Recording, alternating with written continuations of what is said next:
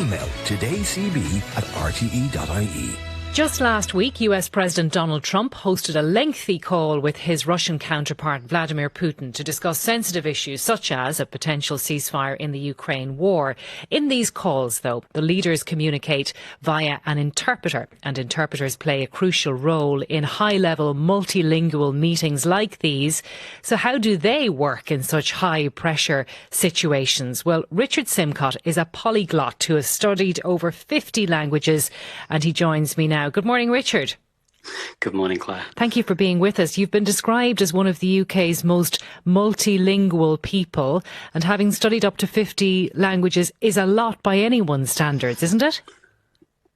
Yeah, I think it's obviously, when you come to studying things in depth and going into so much detail with a number of languages, the numbers don't mean so much. Really, what we're talking about is languages that are often very much related. So languages from the same families. The Romance languages, the Germanic languages, and the Slavic languages have really been my main focus.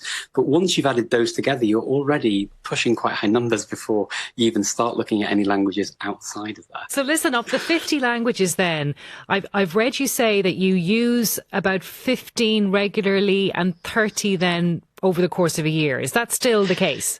Yeah, roughly. I mean, it's not, exactly mathematics when it comes to this kind of thing, but yeah, roughly. I grew up speaking English, obviously at home, but then later when I was older and I'd been through university and married my wife and I speak Macedonian together, for example. And then with my daughter, I grew up with her speaking. She grew up, speaking French, German, Spanish with me as well. So we had a multilingual household. And then outside the house in Skopje, we would always use Turkish, Albanian, and then we'd go to Greece quite often, speak Greek, and in Bulgaria, I'd switch over to Bulgarian, and in Serbia to Serbian. So very quickly, these numbers sort of rack up, and then you'd have sort of work-related languages like your German, French, Scandinavian languages, other Slavic languages like Polish or Czech, whatever, where I need to use, whether it was just for reading or for using to speak to people, however that was, I would be using quite a number over the course of a year. And how hard is the switch? When you're having to switch between those languages, what's it like? Yeah, it's a very interesting thing, actually. I really cut my teeth on the whole switching thing when I was working in customer services and technical support many, many years ago after university.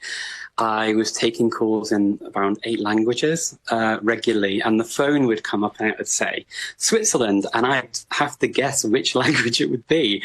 So I'd say something, I'd say bonjour, or I'd say guten tag, or whatever, and you could almost guarantee that it was going to be the wrong one, and an Italian voice would pop up, and I'd have to switch immediately into the other language. Or it would say Italy, for example, and everyone expects it to be Italian, right? Yes. But no. Sometimes you get a call from Italy and you've got the Italian code, and then they say Grüß Gott in German, which is hello, because it's the calling from South Tyrol. So you're making your adjustment pretty quickly in those instances. Yeah. So Absolutely. then, as I said at the beginning, what we really wanted to talk to you is about those high-level interpretation, interpreter jobs, where there is so much at stake and you absolutely have to get it right. The pressure must be immense.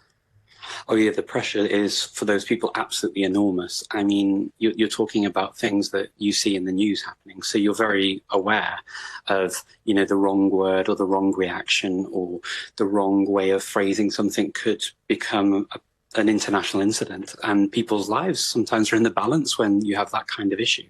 So yeah, it's extremely high pressured and not something that I think any of the interpreters that do that kind of job take lightly. But it's not always in their hands either, because it depends on whether or not note takers are allowed, whether they then use the notes to then go back, depends on the setup. So every leader will also have their own preferences as to how they use these. The interpreter's job really is to represent faithfully what's being said in the room.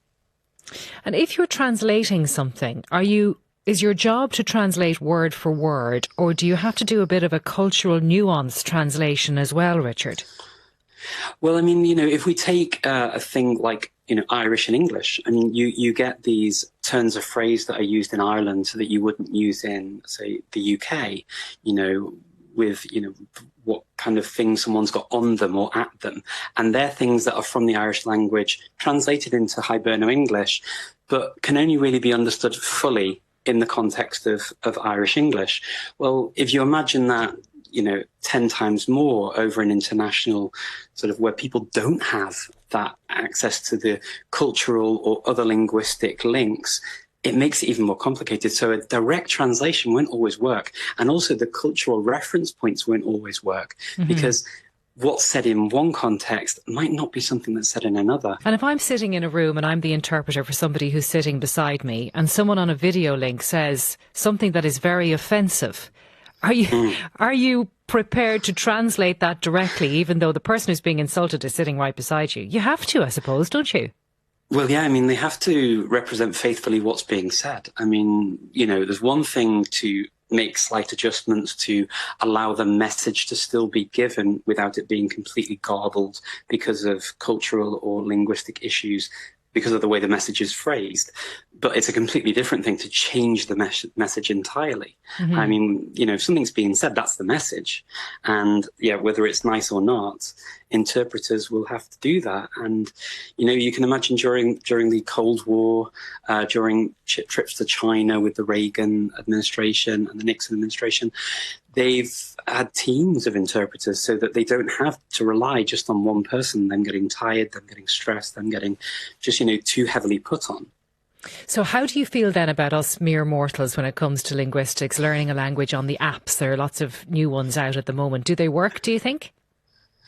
I think there's only one thing that really works, and that's a desire to learn and to allow that language to become part of your life. If you are just relying on a couple of hours a week, unfortunately, it's not going to cut it in a very short time. In the longer term, maybe you might edge your way forward in the language, but it's going to be quite slow progress, and the chances are that you're going to give up at some point.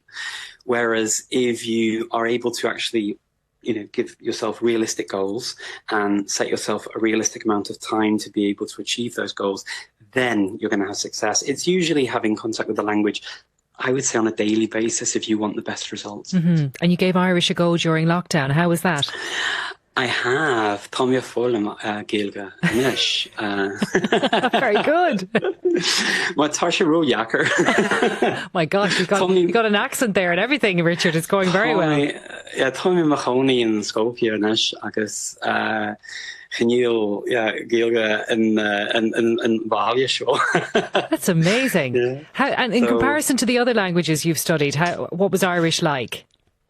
It's tough because, as I say, you can't really use it so much here in the Balkans, as you can imagine. But I absolutely love it. At the moment, my Irish is getting a little bit mixed up with my Scottish Gaelic, because I've been kind of fluctuating between the two and enjoying both. And but my focus has been until this year on Cornish. And so I sat all of the Cornish exams and I finished that, and now I sit on the terminology panel for the Cornish language, and absolutely love it. But yeah, Celtic languages are my kind of new focus. They were my plan for my retirement, but COVID happened and I was like, okay, why not start now?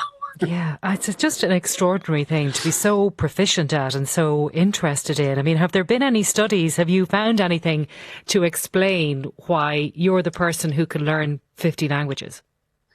I think it's the same thing as, people you get at home who love football or love any sport, and they're able to memorize all of the league tables, the different names of the clubs, the different players for each club, and they know all of this at such a level because they're genuinely interested in it. They see the world through the context of what they're interested in. For me, that's language. So, when I see the name of a place, like I see Derry, and then I say Dora in Irish, and then I learned that word actually is like oak forest, and that's where the word Derry comes from.